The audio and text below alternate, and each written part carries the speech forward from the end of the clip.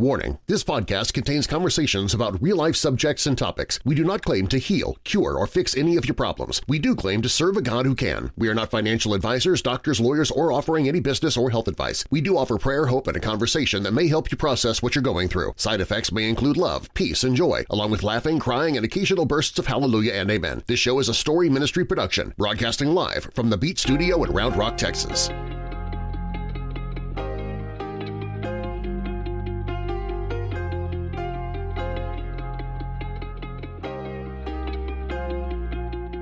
God friended me, helped me love my enemies, picked me out, found me in catastrophe. God friended me, God friended me.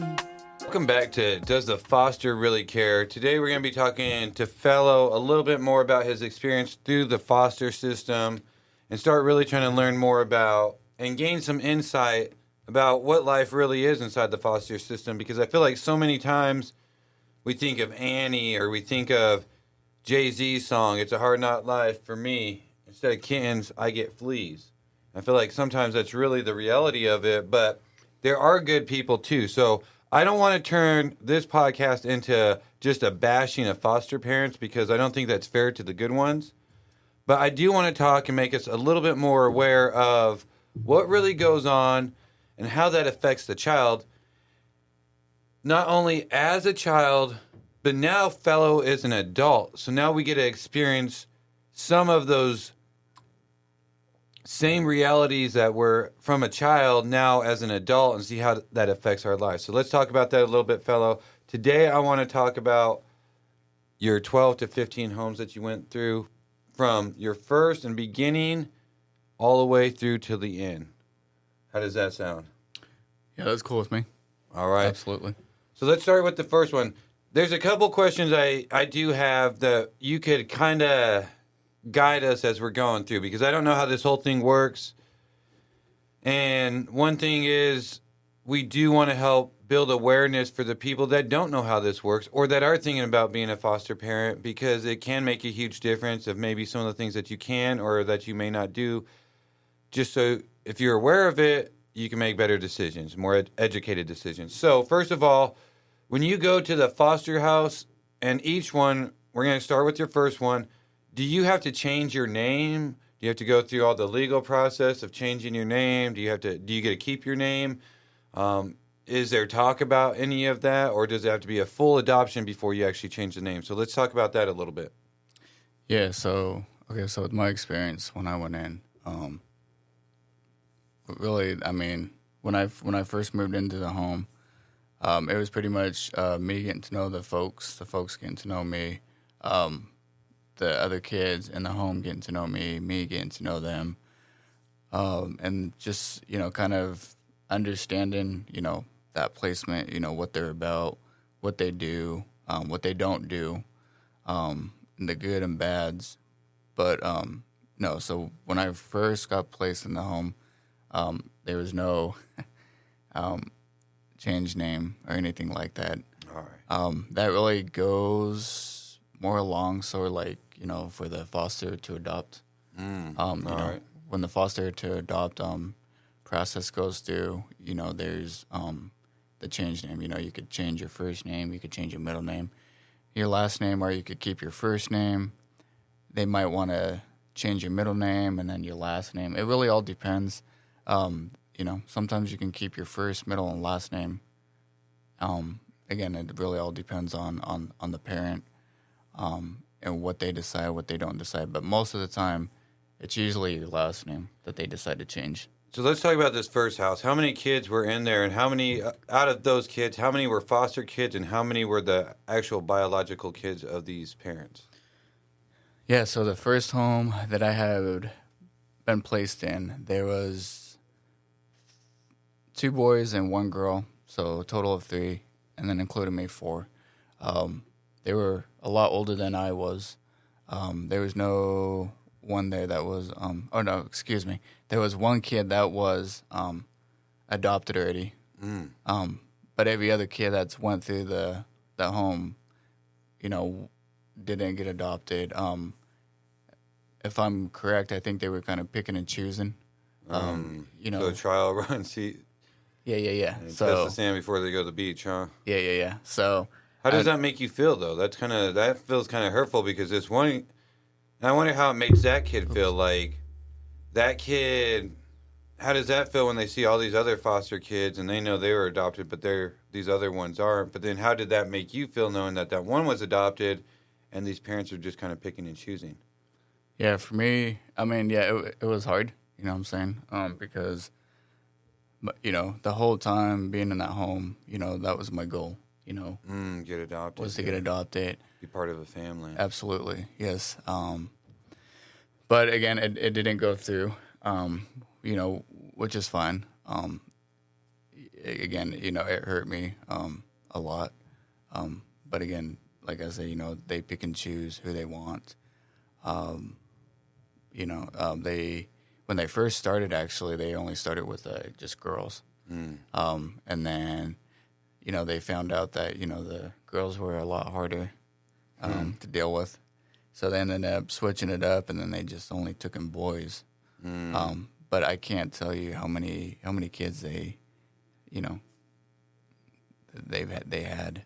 Do you talk to your first house or any other your foster parents?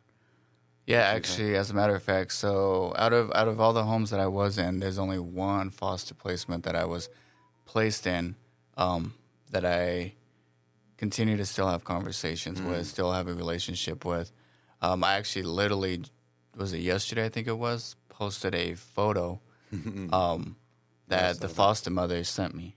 Oh, And wow. So it was the mom, the dad, their 4 kids, and then me. So it was. What house number do you think that was? I want to say I think it was like the 4th or 5th placement that I was in, and I believe that was the longest placement that I've actually been in.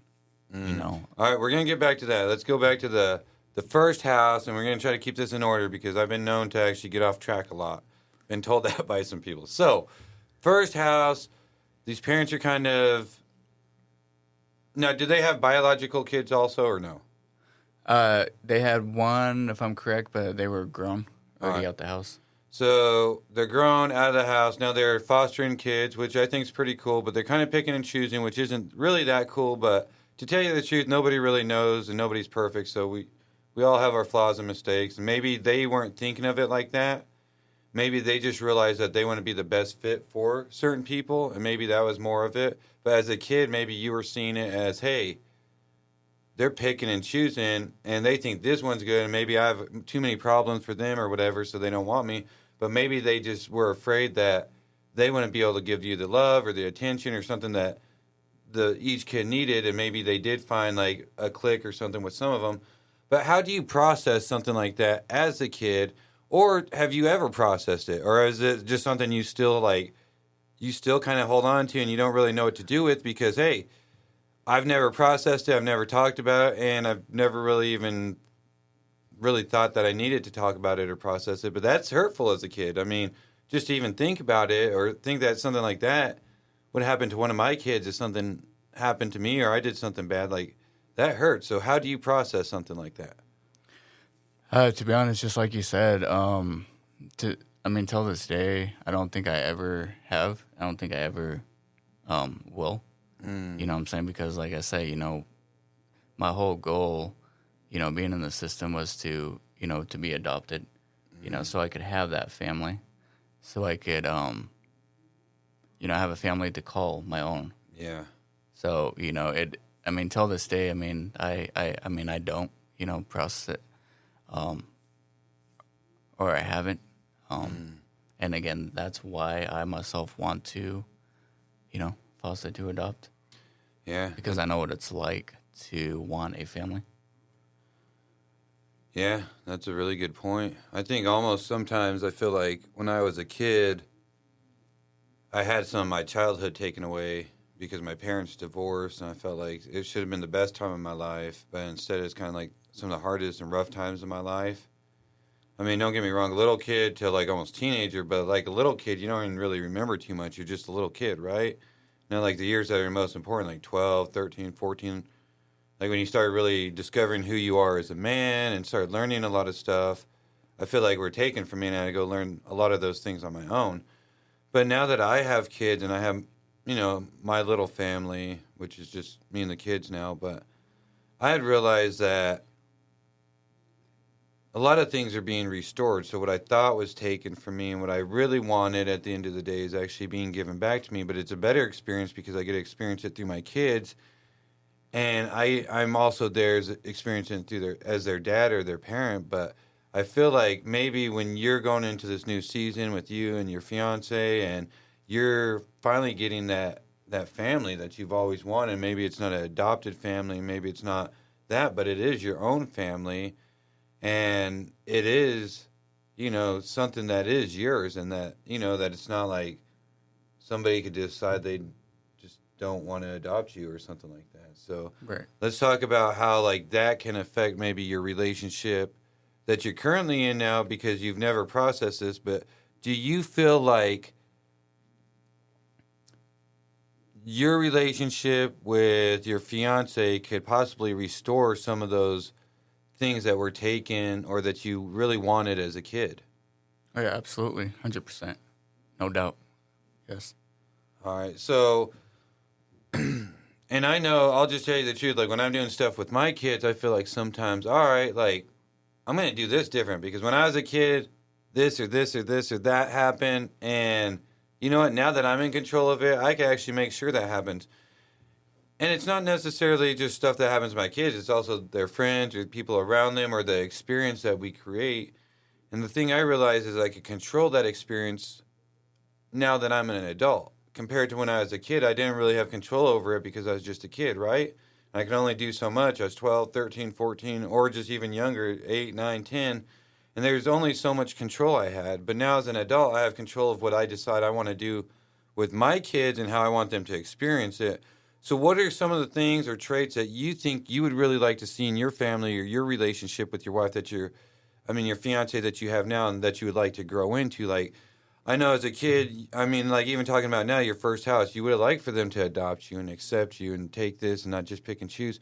But what are some of the things like we have to start thinking about what are the standards we want? What are the values that we want? What is one thing I want to set and make sure I do with my wife so she never feels a certain way like I ever felt, or something I want to do with my kids so they never feel the way that I ever felt. But I even want to take those experiences, make them something like learnable or growable or something. So what are some of the things that you're really looking forward to of like changing with your fiance and your relationship that you didn't have as a kid?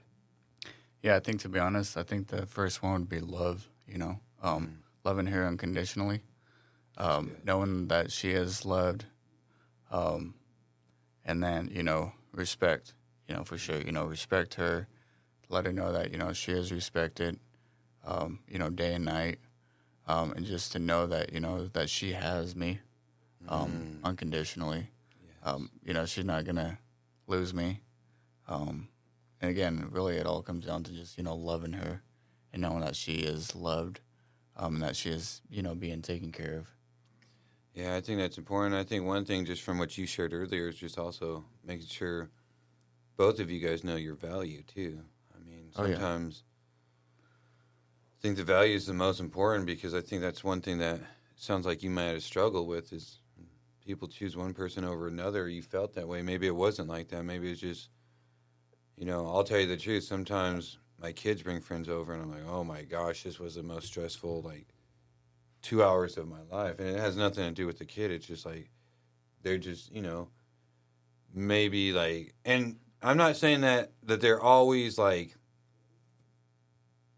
bad kid or somebody crazy. I feel the same way. Sometimes we'll get these super smart friends or people that come over and I'm just dude, I'm just sick of being around this kid. He's making me sound like I don't know what I'm doing, which the kid's kind of right of the stuff he's talking about, but it was just too much for me. Right. It wasn't always that they were bad. It wasn't this or that. But for you to feel that, I think that the value is important to place on that. And sometimes if you don't know your value, it's hard to understand your worth. Oh, yeah, absolutely. So let's 100%. talk about that a little bit. Let's talk about things you could do or things that you're thinking about just to make sure that your wife feels and knows that she's valued or your fiance knows that she's valued. But I feel like it also comes in return, too, because I feel like sometimes if people don't know, like thinking like, all right, maybe fellow's going through a bad day, but I didn't really know that. I'm just feeling like he's being mean to me or something. Like now I feel like he doesn't value our relationship or this or that. So now I feel like there's something less. So like, what are some of the things that you could do on a regular basis, like a habit? Like I know Valentine's Day we try to buy flowers, but why don't we buy flowers for our wives or our girlfriends or the ones we love like every day? Or we don't even have to buy it. Why can't we go pick one or find one or something, you know? But what are some of those things that you think you could do on a regular basis to help not only show her that she's valued and that you love her, but also make sure she just knows? Because sometimes what do they say? I judge people by their actions, but I want others to judge me by my intentions. So what I intend to do, I don't always do, but I intended to be nice to her. I intended for this to go well, and it didn't happen. But sometimes I don't say it, but then I'll say my words or whatever, but my intentions aren't really there. So what are the things you could do on a regular basis that could just really help make sure she knows you love her? And it doesn't have to do with money, because a lot of times as men we think it's money, but it's not. What are the actions you could do just to show her affection and love and that you really do love her and that she's valued? Yeah, so when it comes to that, to be honest, I'm actually still learning and growing. So I don't really know, you know. I guess I'm just kind of like learning like day by day. But I guess if I was to say something, I'd probably say, you know, like, I mean, give her my all. That's good. You know, meaning like you were saying, you know, it doesn't have to be, you know, money or, you know, candy or teddy bears and stuff like that. You know, just, you know, maybe just spending that quality time with her. That could be, you know, going on walks. Yeah. You know what I'm saying? That could just be, you know, a phone call. Like, hey, how are you doing? Hey, how's your day going? That's really good, actually. Those are really good. Just things like that, you know. But like I said, I'm still learning and growing, so I don't really have, you know, a full answer Yeah. when it comes to that. So Well, the thing is, that's part about growing is you are learning and, you know, sometimes just thinking about it. I think a lot of what you're kind of saying, too, is just being more intentional about it. Like, hey, how was your day-to-day? You know what I'm saying? Because to tell you the truth, if you text her, and think about this, this could be one of the smartest things. You just gave me some insight, too. Think about it like if you text her and said, hey, how was your day today? She says, you know what? It was really bad. I had a bad day. Now you know she had a bad day because you're checking in on her.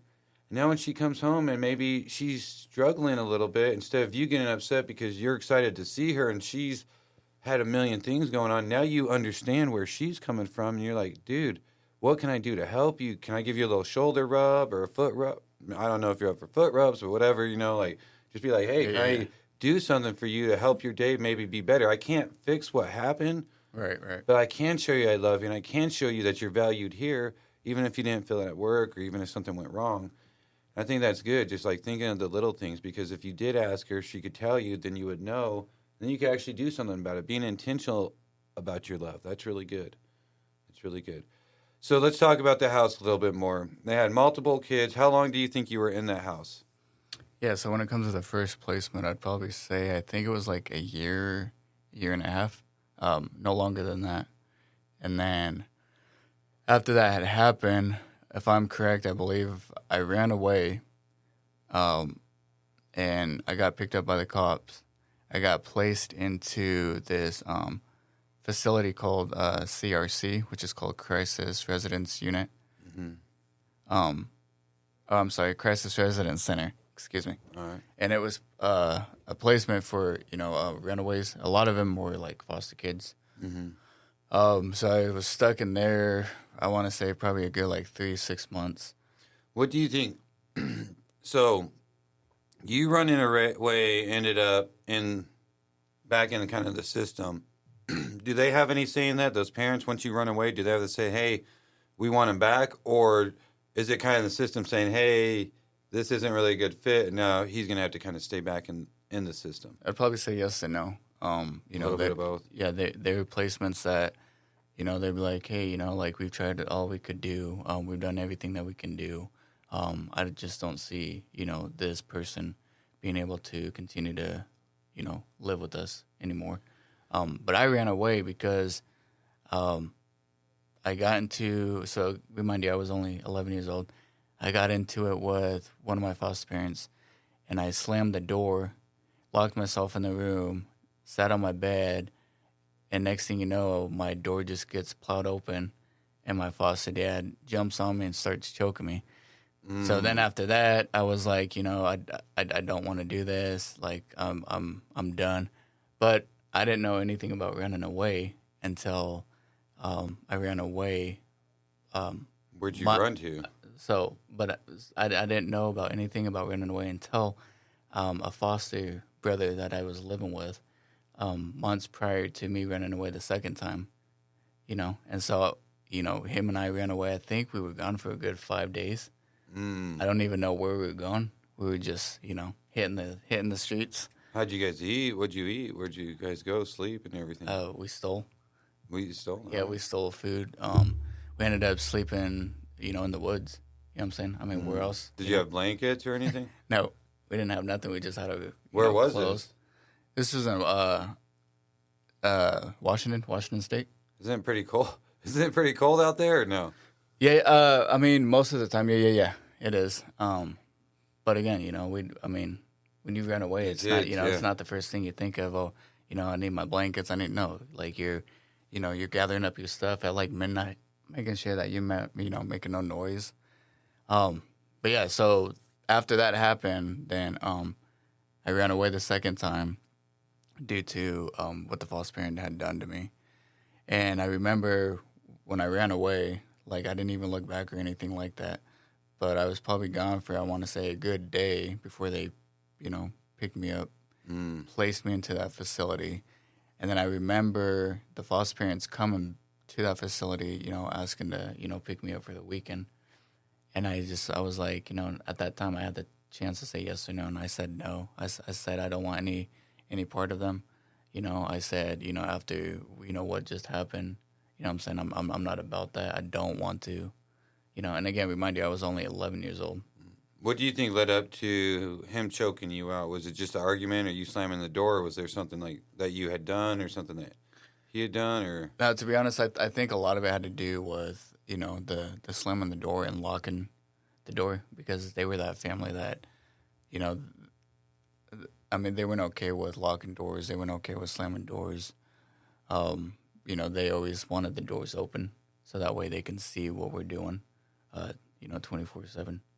Well, I'm not gonna lie, but some situations I feel that as a parent. But I mean, at home when it's just the kids and not other people there, it's different. But I also don't have foster kids, which, I mean, I don't really know. I can't really say on that one. But I definitely seems like a tough situation for sure, and something probably hard for every side to probably deal with, the kids and the parents.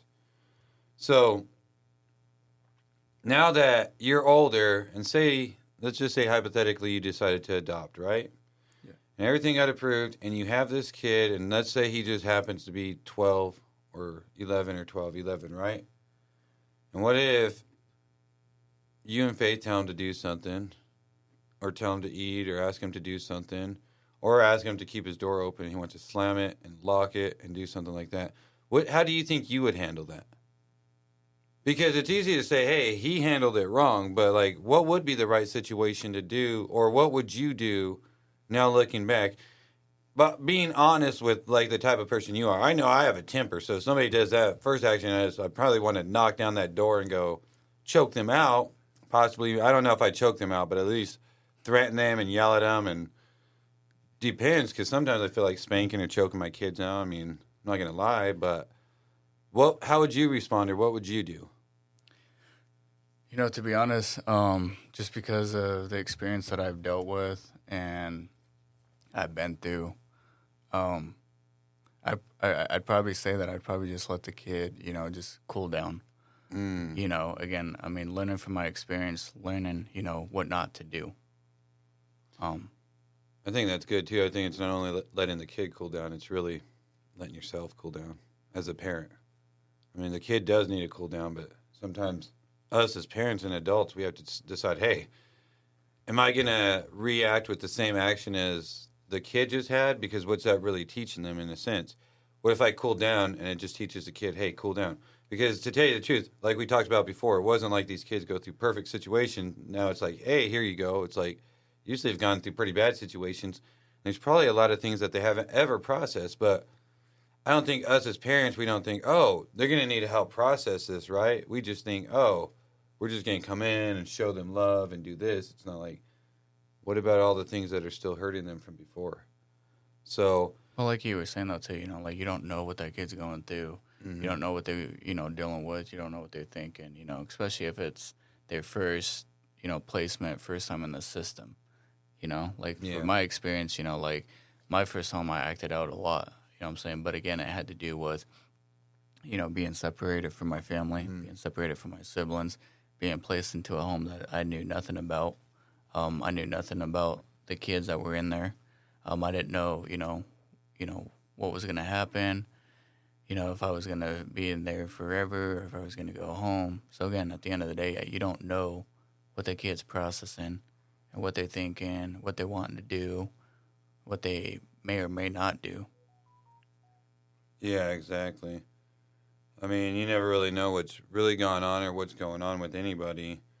And I think that's one thing we should definitely be aware about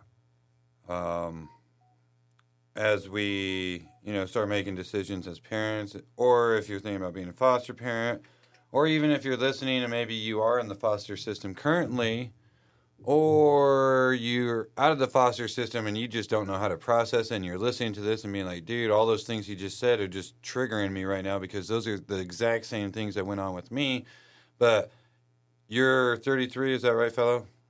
Yes, I am. All right, so you're 33 and you've had some time to process it. What about somebody who's just 18 or 19 and they didn't get fostered, to adopt either, and now they're just growing out of the system and now they're about to be on their own. So it's like there's a lot to deal with, a lot of things. And what's one thing you could say, and I know you're still learning, so it's hard, but what's a couple tips or suggestions you could give to somebody that's in the foster, not a parent, not somebody who's thinking about being a parent, but somebody who's in the foster system or just got out. I mean, like months or this year, they just got out and they're aged out and now they're on their own. What are some tips you could, give them of what they could do or what direction they could go, and then also how to help them to process some of the things that they've been through? Because it seems like y'all have been through a lot.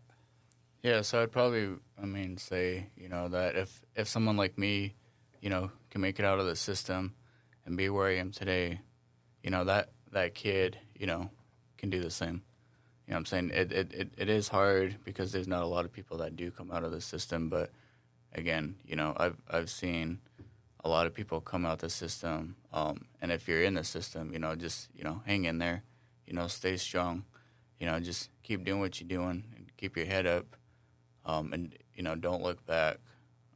Again, it's hard. It's not easy. And anybody that says it is, they obviously don't know. So, but again, just stay strong,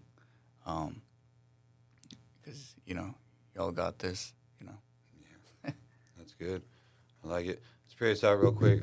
Lord Jesus, I thank you so much for Fellow and these words that he shares with everybody, and I ask that you just open up their ears to hear, and that anybody that's being a foster parent, that they just listen and try to understand what these kids are going through, and anybody that's listening that is in the foster system, just we're praying for you and just ask that you just keep your strength and stay strong, and you just try to stay on track and just keep doing better. And we thank you so much, God, for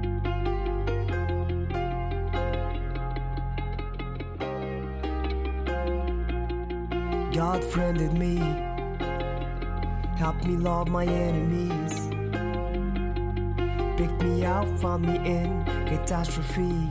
God friended me, God friended me.